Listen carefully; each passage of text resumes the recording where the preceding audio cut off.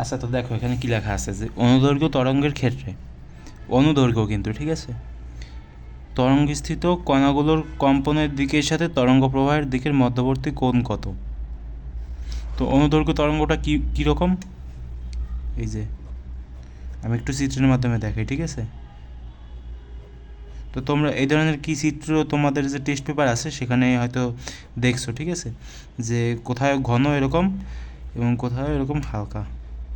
তো দেখো এখানে মূলত যেটা হয় সেটা হচ্ছে যে তোমার তরঙ্গের যে প্রবাহের যে দিক, ঠিক আছে, তো তরঙ্গ প্রবাহের দিক কোনটা, এইটা। তো এই যে তরঙ্গ প্রবাহের যে দিক আর এর কম্পাঙ্কের যে দিক, ঠিক আছে, এই যে কম্পাঙ্কের যে দিক না, সেটা কি বলতো, সামান্তরাল। অর্থাৎ তরঙ্গের প্রবাহের দিক এবং কম্পাঙ্কের দিক, ঠিক আছে, সামান্তরাল, অর্থাৎ একই দিকে এরা প্রবাহিত হচ্ছে, যার কারণে কি হয় বলতো, এদের মধ্যবর্তী যে কোণ সেটা কত ডিগ্রি, 0 ডিগ্রি। কেন 0 ডিগ্রি?